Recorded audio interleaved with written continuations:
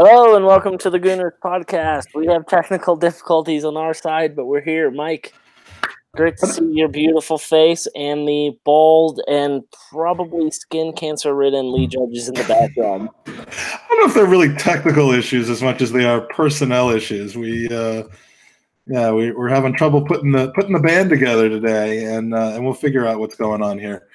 But in any event, 21 undefeated. 21, I say. Yeah, absolutely. My dad keeps recounting every West Ham win in a row they've had, which is now currently sitting at 3.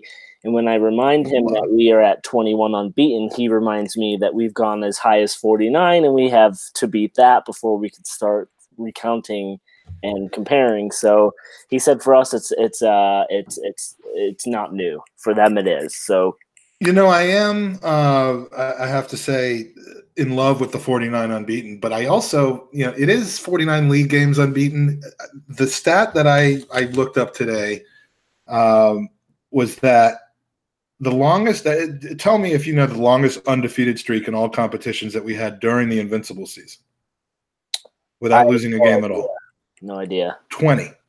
Wow. So we're now at 21. We are better than the Invincibles now, which is basically what I'm here to say. The longest unbeaten streak we've had overall was in the 2007 season. We actually had 28, 7 to end the previous season and 21 to start it. So, I mean, this is getting into, territory where Carabag is going to be, the next best, turn us into the best Arsenal squad of all time. Where do you rate this, though? I mean, I know it was cute for a little while, but now it's starting to get into like territory of. It's a strange one. It's a good question because every time we, like at the weekend, and we'll get into it in greater detail, but every time I feel like we're on the ropes, we do something to pull it out, or there's just a tactical genius. I think what makes it even more special, Mike, is we're doing this under new management, right? And we're doing it under a new regime, and so. You give, I think, a little bit more credit to the boys for doing so, and then it does kind of go to that argument of, well, we've always been a good side because this is ultimately Arsenal's side, bar 2 players. Now, one of them obviously is a pretty big change, but ultimately we've always been a good football side. We're just now starting to see the fruits of their labor of actually having a tactical plan. So I don't know where we rate it yet. At first it was cute, like you said, and we hadn't played anyone. And now we're going through the motions and we're playing all these big sides and we're actually playing well. You and I have always said it doesn't matter about the particular the result on paper. It's how we play. And I can't walk away from a big match in this run saying we got outplayed. But I can walk away saying against some of the smaller teams, hey, we shouldn't have gotten a point or we shouldn't have gotten 3, and we have. So, I mean, where do you think? How do you think it's going? I mean, look, if you'd have told me, no, I'm thrilled by it. And we'll get into the games, both against a quote-unquote big team and against a team that we should have slaughtered. But I want to give a couple of quick shout-outs first. One was to one of our listeners, and then we'll go to the games. A friend of mine, Steve Manos, who's been on the pod with us before from Gooner Girl last year, told me that he was in New York this past weekend and he met somebody randomly at 2:30 a.m. at a bar who was an Arsenal fan named Martin Gilmore from Milton Keynes. And Martin says he listens to 2 podcasts, Ars Blog and ours. Oh, nice. Which, I mean, I'm sure he's lying, but kind of sounds like somebody who should be walking the streets of Manhattan at 2:30 in the morning. But we love, hearing those stories. I suspect it was probably Joey Murphy posing as a guy named Martin Gilmore from Milton Keynes. But in any case, have you? I know you don't leave the Rhodes compound very often, and when you do, it's for like a pedicure or or a huge. Servants go get most of my things for me. Huge steak or something like that. But you ever get people coming up to you, talking about how much they love the pod or your delicious face? No, you can see I'm very hungry right now. My neighbor Tim. Sometimes Tim, he's been on the pod. Every once in a while, he says he listens, so that's nice. Well, yeah, that is nice. You take what you Uh, get, you know. And yeah. and speaking of listeners, we have a chat room full of people whose names we recognize and some who we don't. They're all here to see Kevin Campbell, who apparently has dropped all his phone and all other electronic devices into a toilet. I think he probably got so excited at the late equalizer from Everton that he's just may have just completely burned through any of his bandwidth to join us tonight. But maybe we'll see him pop up halfway through the podcast. Not all about false advertising, believe me. We were expecting him tonight. We'll have him on soon if he doesn't show.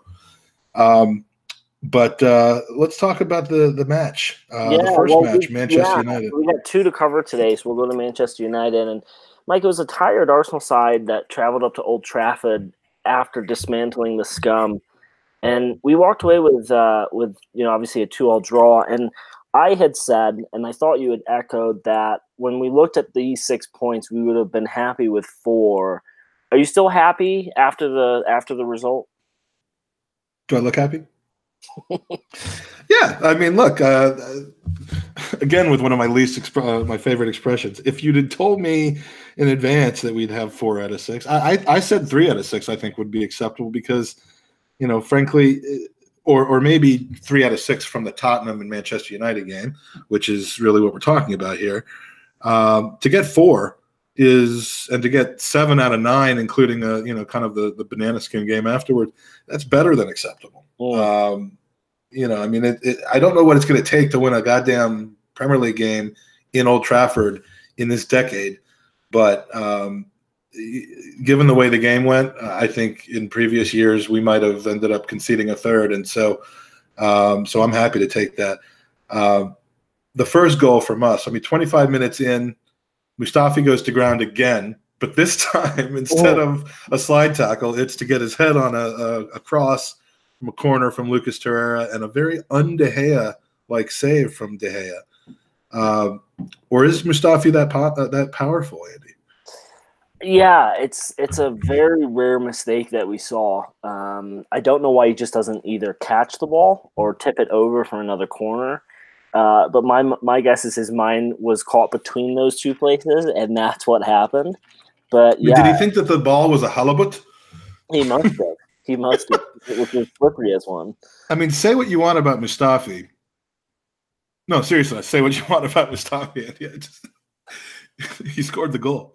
Yeah, he did. And he gets a lot of them. I mean, he has the knack of showing up and scoring goals in big games, and then not doing that in other games. Yeah, and at the end of the day, it's De Gea who gifted us the goal. But I'm glad for Mustafi because he's had one of those kind of up and down seasons with these mistakes. And Mike, I'll take a rash penalty if he's going to give us games in matches like this when they matter.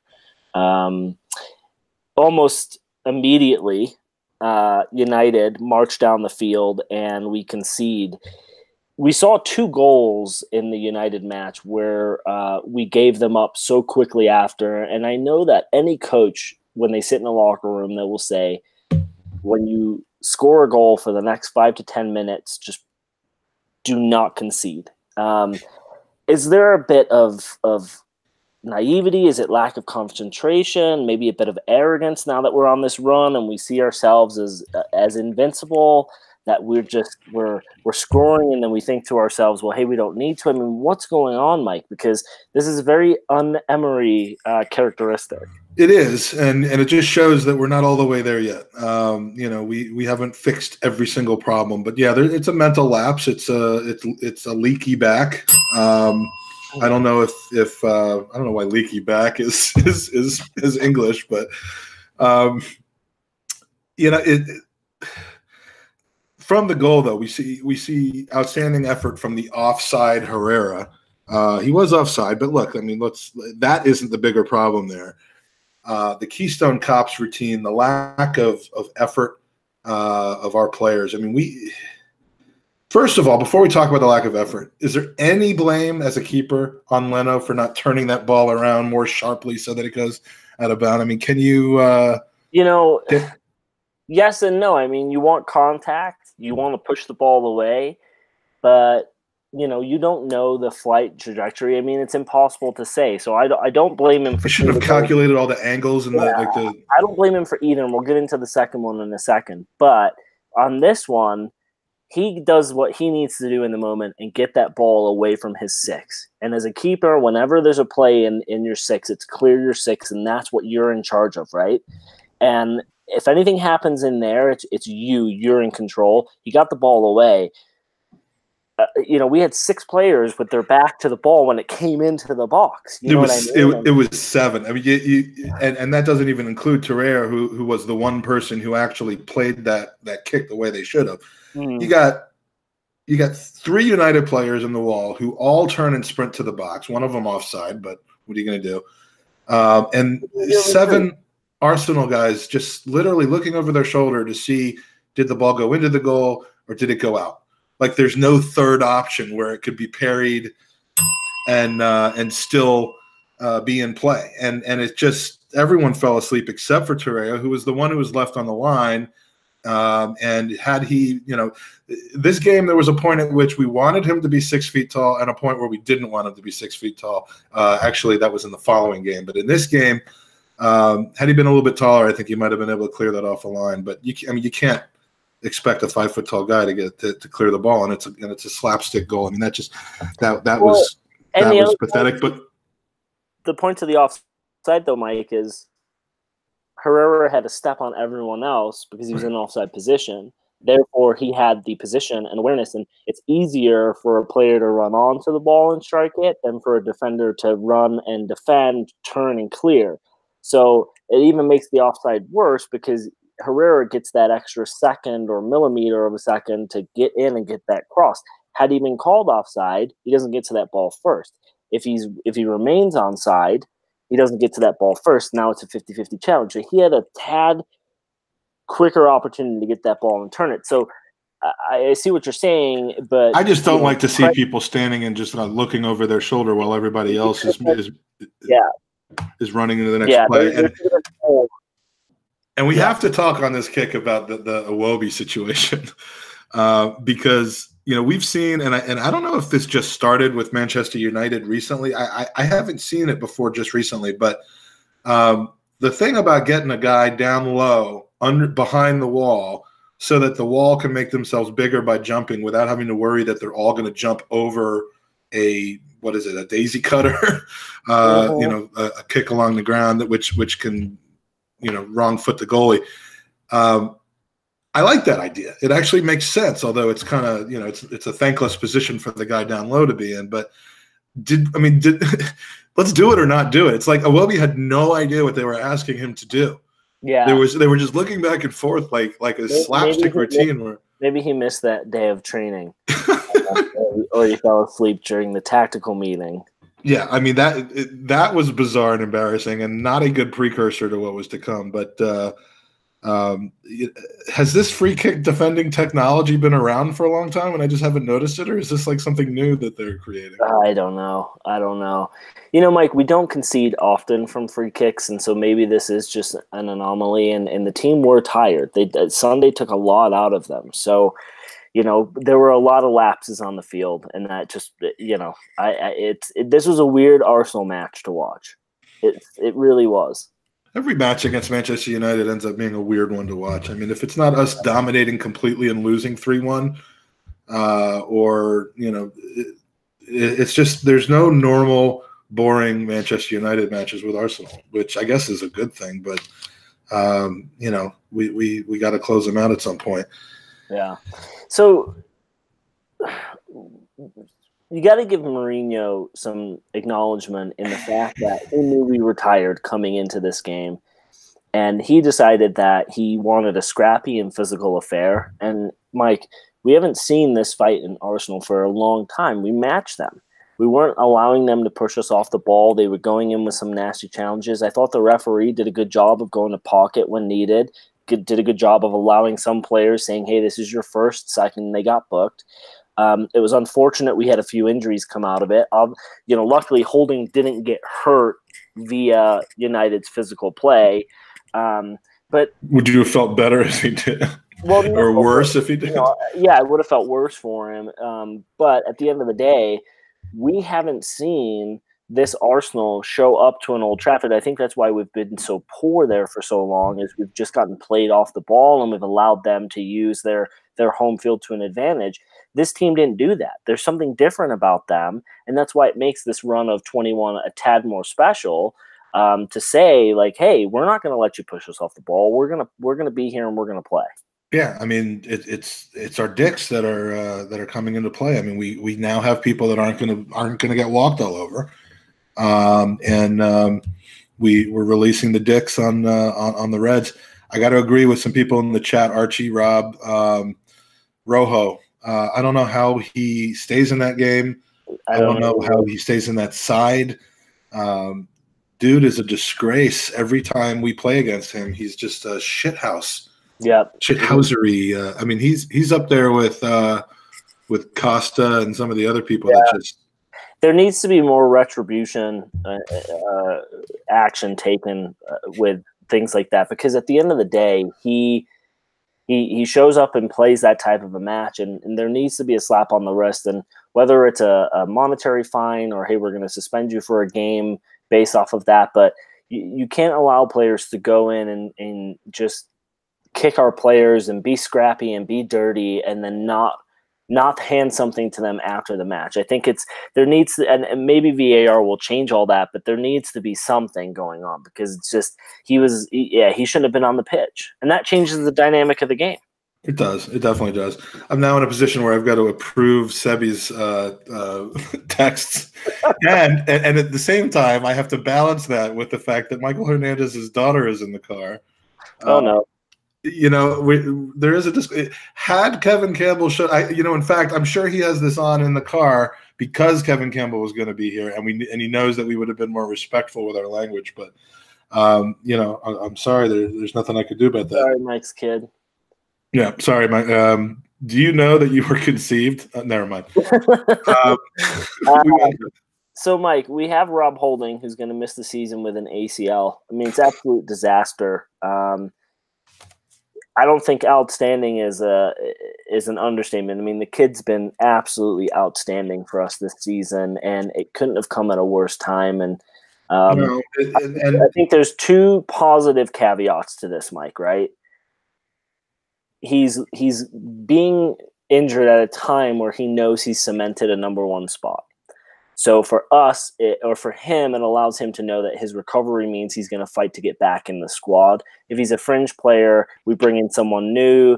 Now he doesn't know if he's an Arsenal player. But I think the second positive is we're close enough to January and Koscielny coming back that we're going to kind of have an idea of how do we reinforce the team. And I think we would have probably went center back anyway. But at least for Holding, he probably gets that encouragement from the coaching staff of, hey, you just need to relax and rehab. Your spot is still here when you get back.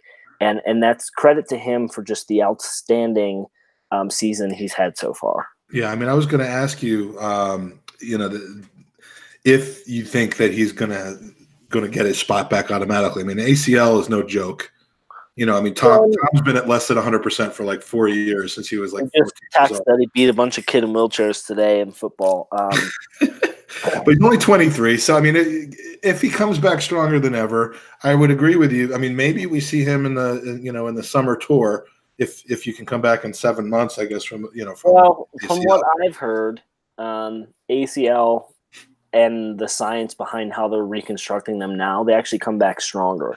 Does his body react to the rehab, and does he get the range of motion and all that? And so, this is a question more for Dr. Eric, and maybe we should have him give us more of a response. But does Dr. Eric still exist? I haven't heard from or of him. He does. He's got a lot going on right now. So, but anyway, back to Holding. I think he does get his spot back. I really do. Well, it should be interesting because, I mean, the Holding, Socrates, and Mustafi back three, I was starting to really dig that when we were playing a three.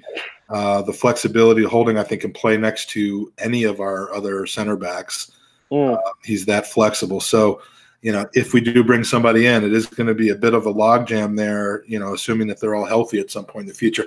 I don't frankly expect that much from Koscielny this season. I don't think I just can't imagine at his age coming back from that injury. But hopefully he'll be surprised and he'll be serviceable or more than serviceable for the rest of the season, and we'll be able to pull through. But, the reason we've glossed over the last 2 goals in the game is because they were just absolutely tit for tat, stupid shit goals.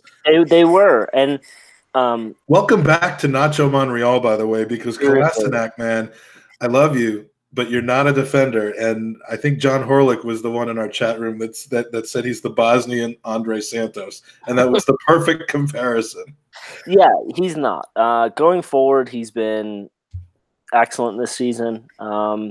Nacho, even when he came on, he just gave us those little like peaks of brilliance. But for me, Leno is never at fault there. Unless he called for that ball, you never pass it to a keeper inside of your 18 unless they ask for it. And you especially don't do it unknowingly on a wet surface. You just don't do it, because a lot of people called Leno out for being wrong in that, and I was listening to the Gooner talk, and even Kenny Ken said it, and it's wrong because as the ball is being played towards your goal as a keeper, you need to cover your angles. You need to be barking at your defenders. Where are they? Who's covering what? If you give a defender a back pass while he's looking to see if there's a runner coming down the blind side, and maybe he's calling the beller and you need to get back, he's not focusing on the ball. The ball comes to him. He's flat-footed. He's stepping backwards. You don't know how you're going to connect with that. He wasn't in that scenario. He was looking at Kalashnikov, but again, he was backing up. And so you can't fault the keeper in that scenario. Yeah, he could have maybe gotten to it a little bit more, but the ball ultimately stops rolling to him on flight. And so you got to blame Kalashnikov for not having the defensive mind to just try and kick it out for a throw or a corner. And you don't give him a ball that lackadaisically back. It didn't roll. And I'm going to Leno's defense, obviously, as I do with keepers, but I don't think Leno has any blame for that. It's substandard, like you said, Mike. It was just an absolutely atrocious goal to concede, especially less than 30 seconds after kickoff. I think. Well, what was it, like 13, 14 seconds? Yeah, I mean the whole thing. It was like a minute and a half after the goal, and that included the time that Lacazette was lying down. Kind of. They were showing a replay of us scoring the goal when they were attacking, and I mean, come on. But you know what, though? It just wasn't meant to be. It was just one of those games.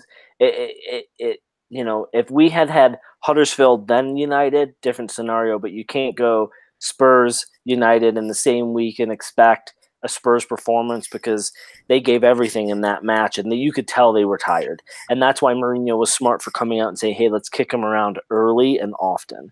Yeah.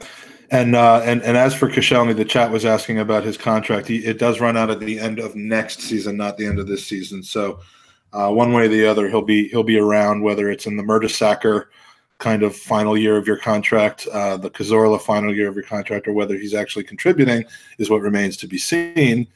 We have Archie saying that the Tank played a good match apart from that mistake. I thought certainly going forward, he's been fine. I just.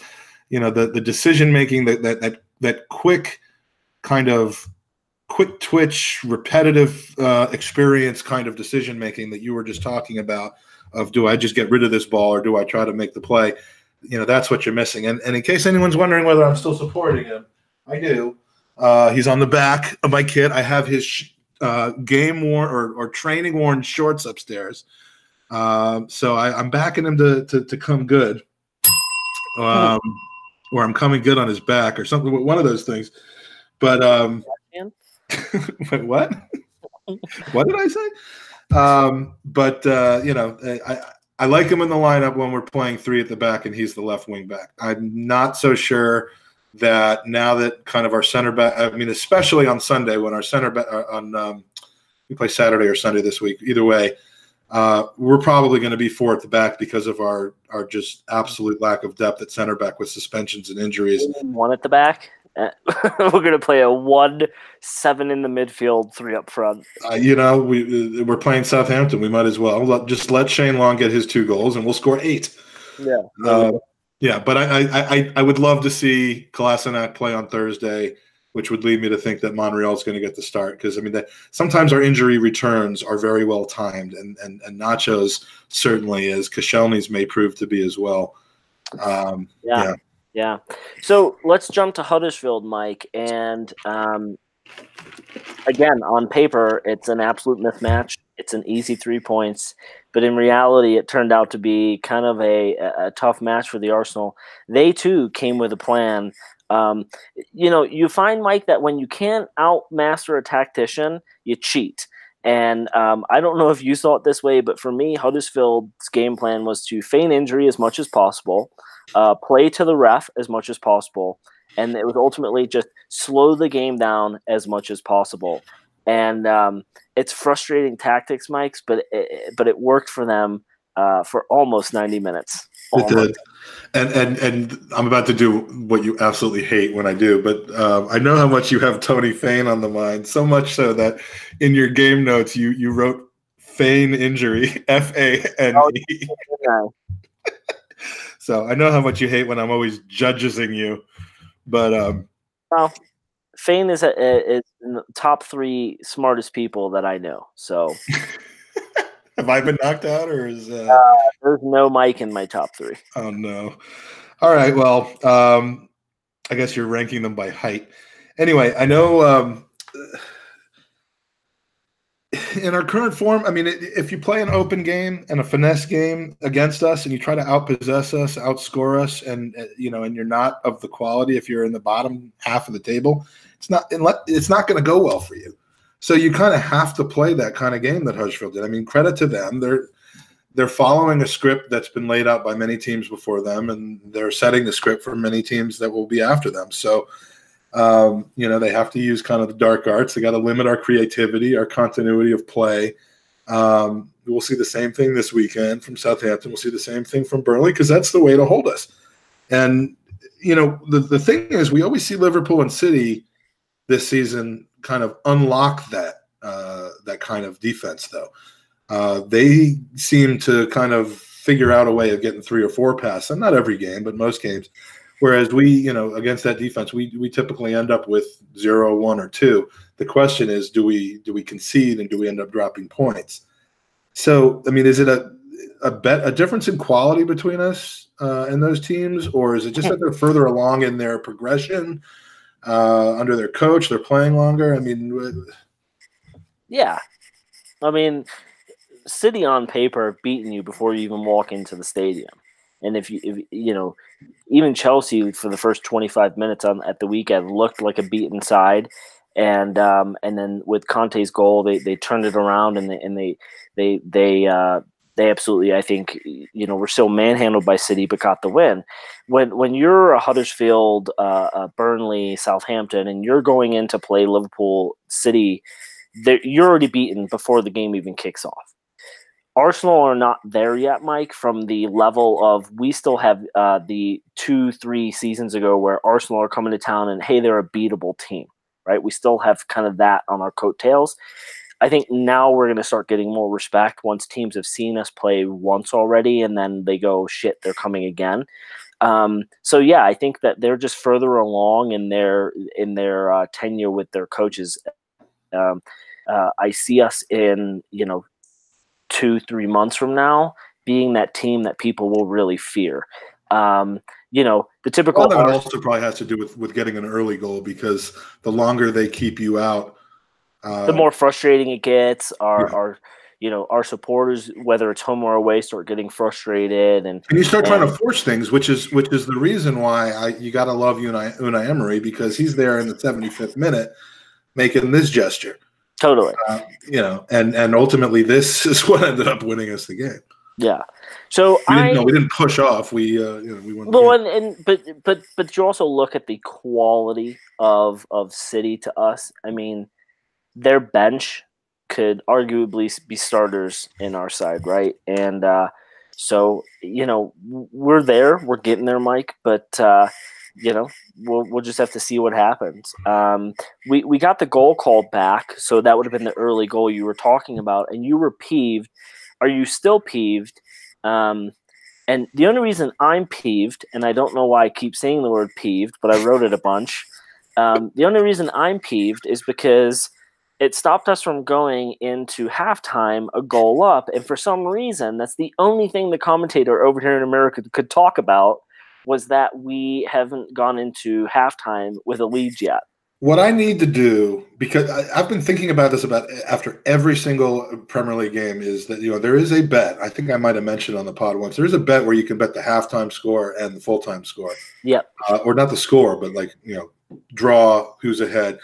To bet a draw at halftime and probably below at losing at halftime, and then the Arsenal win would have won you so much money this year. Even if you bet both and only won one of them, because I think that to be behind at halftime and win ahead is a very good payout. The first time I actually put a bet on that, we will take the lead at halftime. So, that's all we have to do. It's just a matter of me, executing the strategy. But, I'm peeved. I was peeved then. I'm peeved now. I was even a bit miffed. I was quite cross, as a matter of fact. But, I watched a brilliant podcast, Same Old Arsenal, right before us with Lee Judges, with Graham, with Harry, and with, of course, Craig. And they spent about 15 minutes going over this. We're not going to do that, but because we're not we don't have the tactical nous of a group of men like that. But the question is, in my mind, if they were going to call him offside because he was offside when Aubameyang heads the ball through. He was as offside in that play as Herrera was on the other one. The difference is he didn't participate in the play well until the second phase. 5 seconds goes by. The defender collects the ball. Lacazette gets back onside, and then the defender plays the ball back to his keeper. I mean, there's no question he's not offside on the back pass. The question is whether they were still carrying it over from the original ball from Aubameyang, and I just don't see how that's possible. I would have been able to live with it if they had raised the flag initially. When the ball I was gonna say if you initially raise the flag and the defender sees it out of the corner of his eye, and then the back pass is a lackadaisical one because he sees the flag goes up and he goes, oh, it's offside, they're going to play the ball dead. But that's not what happened. So that's not my understanding. I mean, we haven't seen that view, and anyone who was there. But that's the only way it could be legitimately hey, the referee was on top of it immediately. Claude in the chat, did you happen to notice whether the flag got raised on the first ball or the second one? It's the only one in the chat that I can think of right away that was there. Maybe some others. Claude. Yeah, let us know, because that's the only reason I could think that the player could argue, well, I saw the flag go up, that's why my back pass was so poor, and put 2 and 2 together, and so it's a shitty call, Mike. Okay, I just got a text from Kev who had to take a phone call by people who understandably are far more important than we are. It was probably Lee. So the dives. Let's talk about the dives.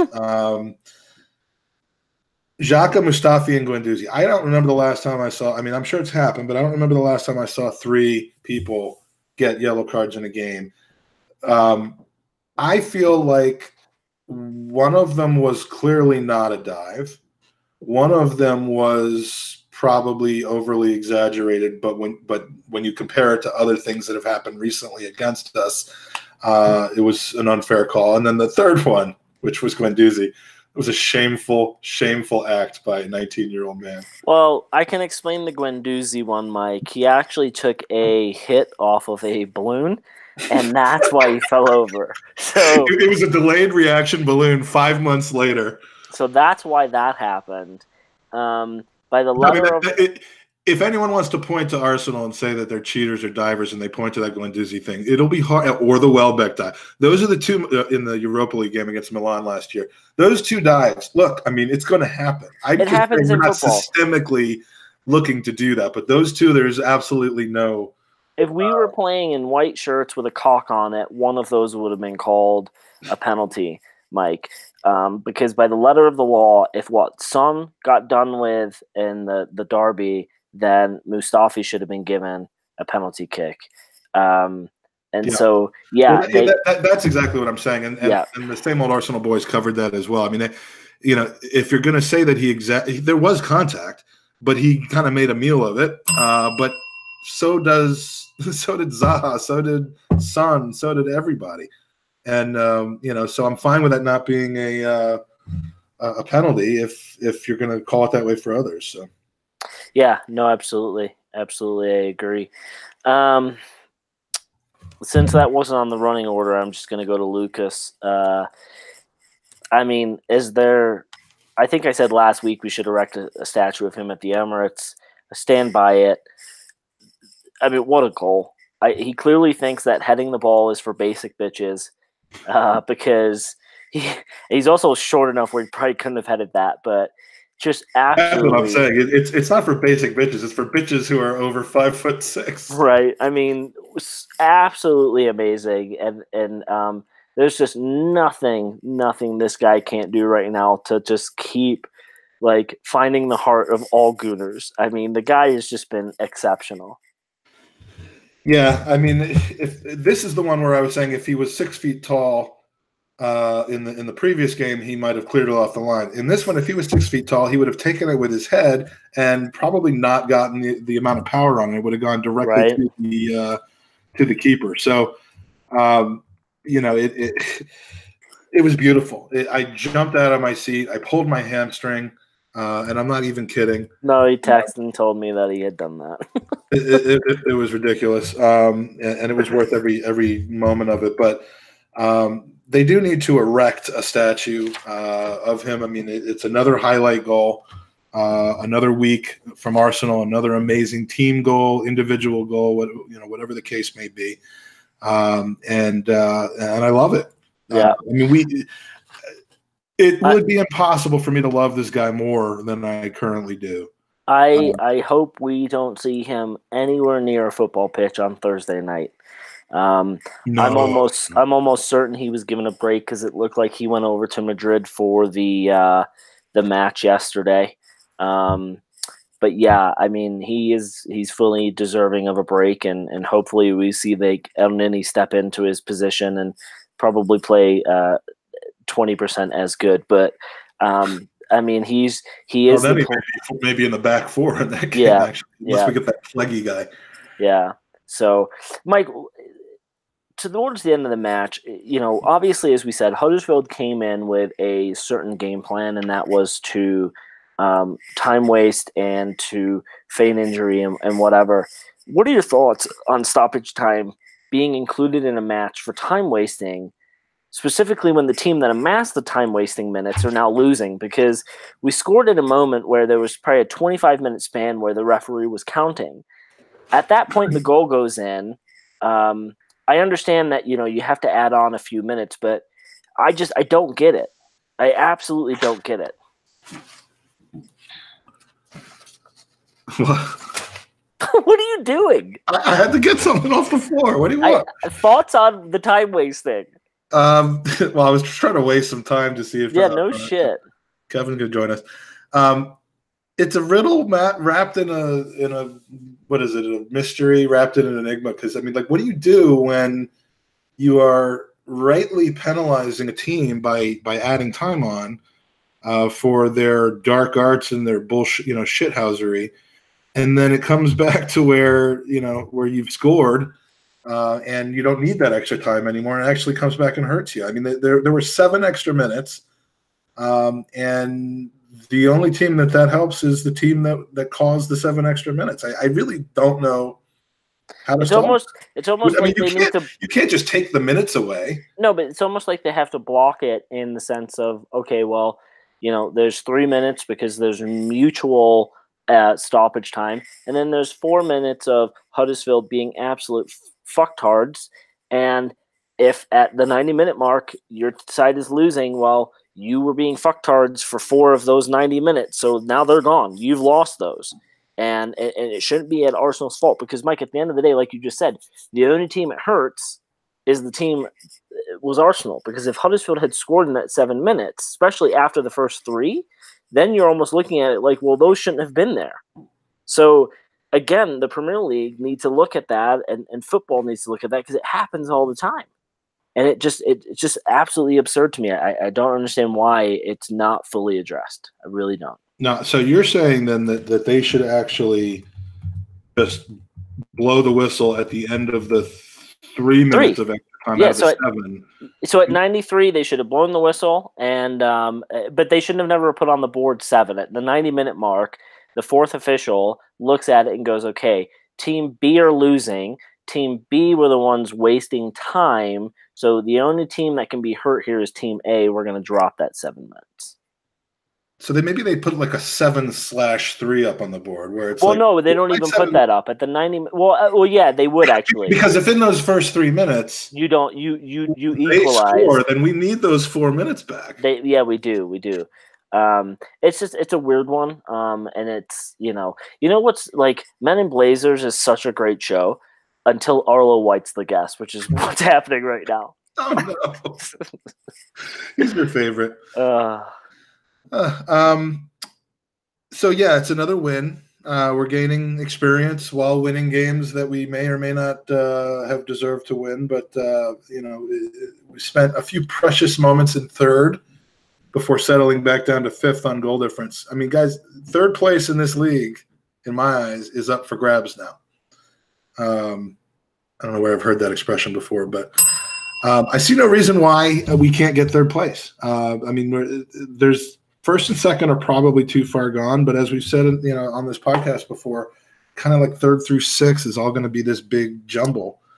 I don't know, Mike. After seeing what Chelsea did to City, I think there is something there because Wolves took it to them, Chelsea took it to them, and I think that there might be something there. Liverpool still haven't lost, and they're going to drop at least 9 to 12 points. I mean, every team's going to lose 2 or 3 this season.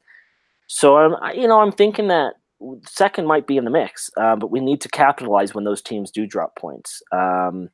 So I don't see why third or fourth are not out of the running, and I think we will bring reinforcements in January, which will change the look of this team, and how quickly we can slot those players in is going to be the next question. But Mike, we are clearly a top 4 side. It's just now, is it Chelsea or Tottenham who we leapfrog? And I think it's going to be Tottenham.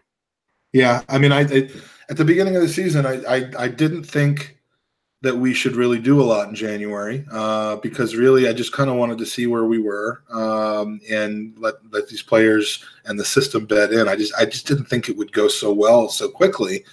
And I think we are starting to identify some of the areas, and injuries are kind of forcing our hand here. But, whereas I said months ago, if we don't finish top 4, so be it, as long as we're really gelling together and we have a strong summer in the transfer market with the kind of players that we need for Emery's system. Now, I think we got to go for it this year. I mean, we got to go for top 4. We can't let, a lack of depth or injuries or people who are leaving on freeze over the summer and head isn't in the game anymore. If that ends up being the case for Ramsey, can't let that be the reason we don't finish top 4 because we are good enough for that. Mike, if I would have told you in August, and I'm not at this stage right now, I'm not asking if you would take it. I'm asking, would you believe it, that we would be 8 points ahead of Man United and only 7 points behind City with 16 games played? I think most Arsenal fans would have laughed at that and said there's no possible way, right? And like you just said, there is no doubt in my mind, like this is a weird season for us. But we can only improve by getting better players in. I'm seeing more of a Iwobi now as the old Iwobi, where he just runs forward and has no ability to create when he gets into the 18. And so I would like to see a wide player come in. Not saying we should drop Iwobi, but bring in someone who's just a better player. So the only way, I still think we're going to improve. I don't think we can get anywhere. I still think we have but with that, Mike, we're only 7 points off of City, which is absolutely crazy because last year we were probably 12, 15 behind them at this point. Yeah, I mean, We haven't We lost can't get since any. August. That's crazy. We can't get any better than this, really, though, right now. And I mean, with the team that we have, which goes to what you were saying. I mean, we have seen unexpectedly early for what we thought we'd see probably the best this team has to offer. Frankly, I do think that for the balance of the season, we might need to get used to some results not going our way, because I mean, we're not gonna win and draw the next 40 matches, or the next 25 or 30 matches, whatever's left, including cup games, for the rest of the season. It isn't going to happen. So whether other teams start dropping games and they start playing each other and we can grind our way into finishing third, that remains to be seen. But I mean, we are going to drop points. I mean, we're going to lose to a silly game at home against Palace or something like that. We will. We will, and it's going to suck when it happens, and the pitchforks will come back out. But that has to happen at some point. I mean, and it's how do we respond to that?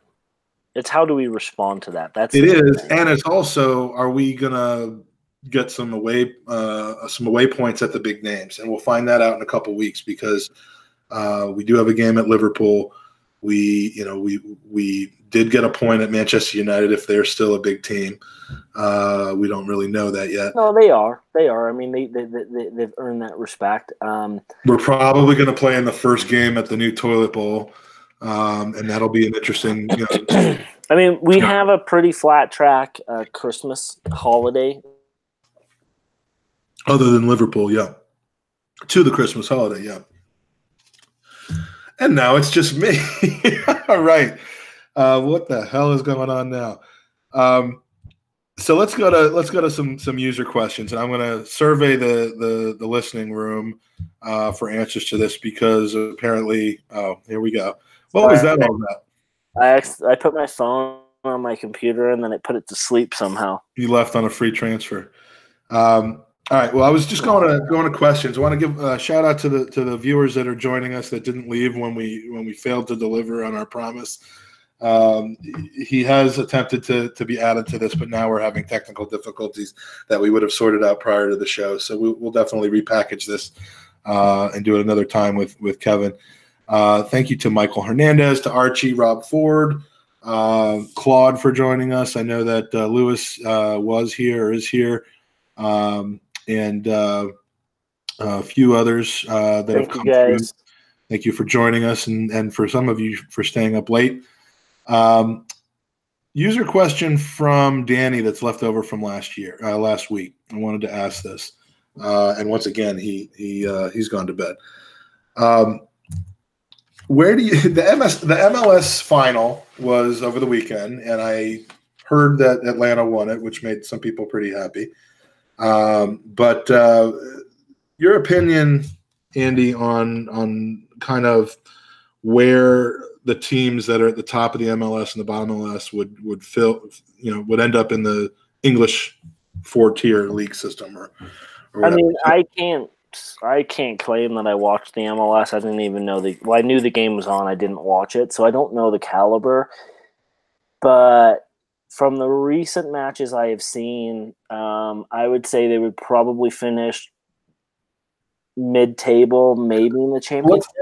Let's say the best MLS team, which we'll say Atlanta, and the worst MLS team, like the team that just won 3 or 4 games this season. I think the Colorado Rapids. Okay, San Jose or the Colorado Rapids, one of those. It's weird because like the Rapids last year were fairly good, and now they're fairly shit. So no, I don't know. I the bad teams, probably you're down with your Portsmouths and Portsmouths of the world. Yeah, and then I would say honestly, I think Atlanta, if they're the best team, I honestly think they would finish mid-table in the championship.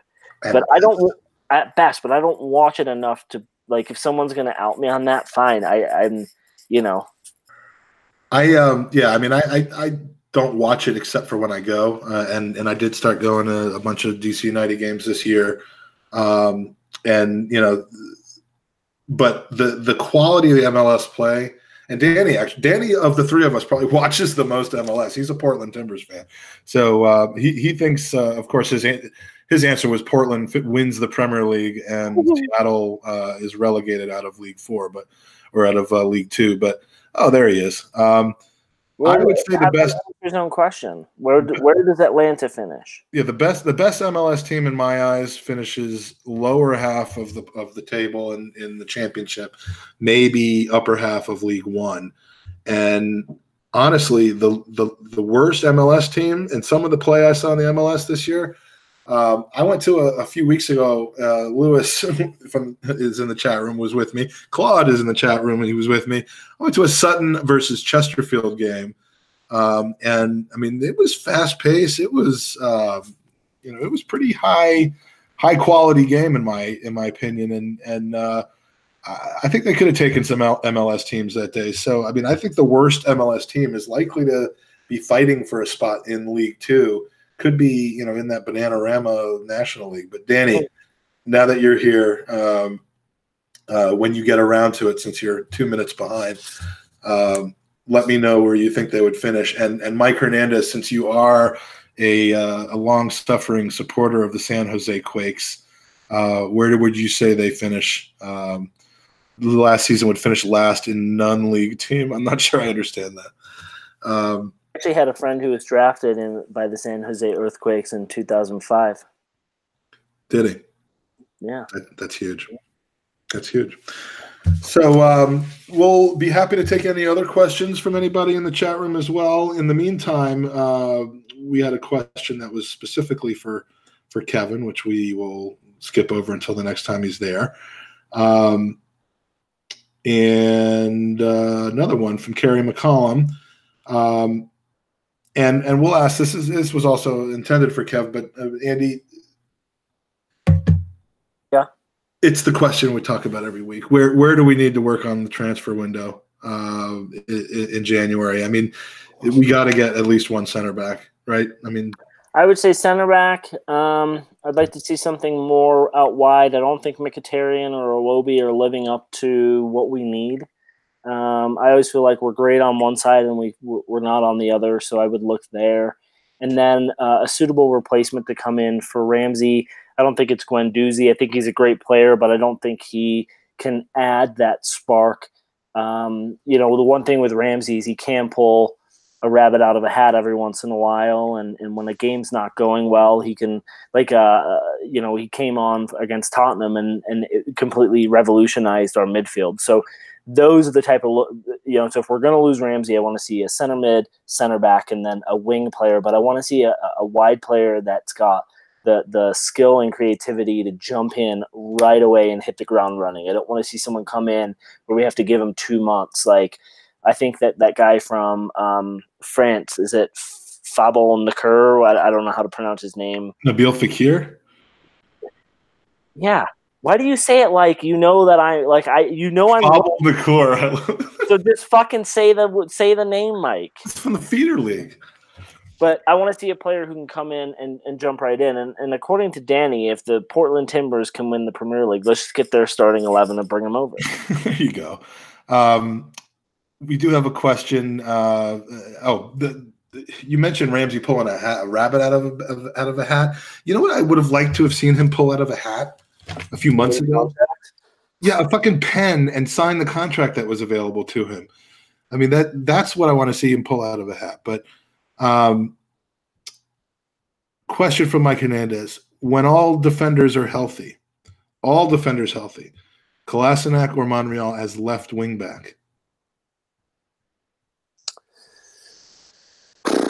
It depends. Are we playing with three? I assume with left wing back, we're playing three at the back. Yeah, I mean, if we're playing three at the back, then there's no question. If they're both healthy, I want to see Kolasinac in there. But if we're playing two, then I think Monreal is that right player. Yeah, I mean, it is kind of just if they're both healthy and we have the choice of center backs that we want to have, it is purely based on formation, whether it's Kolasinac or Monreal. Do you think, Andy, that that we can go through a season at a high level of play, switching back and forth between those, or is it kind of like you got to play 5-6 games this way to get in the routine? Or Tottenham did it last year with their outside backs, and they were pivotal to how they played, and so he rotated them enough to make sure that they were fresh. And so, as long as both players are healthy, they're in the same meetings, they understand the roles, then I think it's totally doable. When you are going to go and play three at the back, Nacho just knows, hey, I'm going to take a seat. So I think it's totally attainable. It's just whether or not you can coach it that way, and you have to have the players understand that's how it's going to be. But we've seen look at Ozil, right? Whether or not he's healthy, he probably doesn't start the last couple matches because we went in with a tactical presence of, hey, we don't need him in the game. And so I don't think Emery gives a shit how you're feeling or how much money you're making. If the tactic works at that time, that's what we're going to be doing. Yeah, I mean, I agree 100%. Danny skipped 2 minutes. It was a 2-minute period where we just ravaged on him and his bathing habits. So don't go back and watch that, Danny. And apparently Kevin is coming. He's joining our hangout and ending up in a hangout with Claude, which I think is probably the funniest thing I've ever heard of. So Claude, enjoy your chat with Danny with Kevin. And we had another question from the one and only Rob Ford. Your beer of choice at the 12 pins. Andy, what is when you're hanging out at the pins? I know it's been a while, but when I was at the pins, I didn't drink beer. What, Jack and Cokes? Gixer got me drunk on Coke. Yeah, so. All right. Well, I will have to go with whatever Ola is buying because dude splashes out the PenFed card. And somehow there's 12 beers on the table. But no, I typically will go with the Kronenberg. Peroni every once in a while, but that's my thing. And Rob, you know that because I drank at the 12 pins and at many pubs with you all the time. Any other questions from the chat room? Because otherwise we are going to put this. Like Amanda is saying, Blue Moon all day. It's probably the only beer that I can actually stand. I don't like that stuff. There. Kept the lights on in our home for a number of years, which was nice. Too fruity for me. I don't like the Blue Moon. I don't like a beer that you put a lemon in. Sorry. If Mike's gonna have something that's too fruity, it's gonna be his men. That's the only thing he cares to have fruit in. It's gonna be Rob. Rob, by the way, with the best side boob I've ever seen. Any TV show recommendations coming in from Danny? Schitt's Creek, Danny. And it's brilliant and it's funny. I have recently finished on Netflix Ozark. And by the way, I finished Ozark. And then a week later, I was driving right next to the Ozark, which was... I just thought Ozark was like, they just kept making things even worse and worse for him to have to put out the fire. Like, the fires just kept getting bigger for him to put out. And I was just like, this is, yeah. You just spoiled it. You just let everyone know there are fires that need to be put out. Yeah. But I recommend Ozark. I ended up watching. I forget who it was that suggested this to me, but it was someone in one of our chats. I think it might even be Lee Gunner. Norseman, which is some Norwegian comedy about it. I don't even know how to describe it. It's kind of slapstick, kind of hilarious. But that's good. We're here in Bodyguard. My wife was watching Bodyguard one night.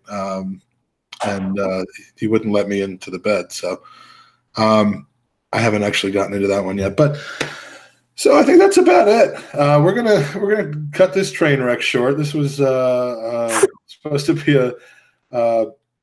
Did you just sneeze? No, I was kind of laughing. Oh, okay. Yeah. So this is the kind of high quality entertainment that the Gooners podcast will deliver on a weekly basis. Sorry for my performance tonight. I've just been thrown off. I'm such a creature of habit. You know, Mike, as I'm gonna give people behind the curtain since you did with my feign and then ridiculing me for not being able to pronounce names. Oh, I'm awful. So just lay it there's on. Literally one change a minute before the podcast, Mike goes into meltdown. Like he can't perform. So I don't know what Stephanie has to deal with before the boudoir settings, but oh my goodness. Yeah, look, some people can roll with the punches. Some people are plan it out, people. And as weird and as carefree as my life appears to be, I need to have it planned. So we will get Kevin back on the podcast. We will do it soon. Next week, speaking of things that probably won't go as planned, we are due to talk with the Right Honorable Speaker of the House of Commons, Mr. John Bercow, MP. Should be an interesting audio chat, so there won't be a live chat for that, but we will release that hopefully next Monday or Tuesday. And then we go into the festive season, and we're going to be festive AF. 'Tis the season. Yep. Happy Hanukkah to all of our Jewish listeners. It is over as of sundown tonight, so hope you got all the presents that you want. Happy Hanukkah, Mike. Thank you. And we will be potting next week one way or the other and talking about the amazing game against Karabag that we have coming up. And, of course, the weekend at Southampton. So have a good night to all of you. Please hit thumbs up, or, frankly, if you want to hit thumbs down over tonight, go ahead. And straight from here, join the hangout with Gooner, Claude, and Kevin Campbell, because they're apparently linked together at this point. So I'm one. bearing with our technical difficulties. We'll see you next week. Anything else, Andy? No. All right. Come on, you Gooners.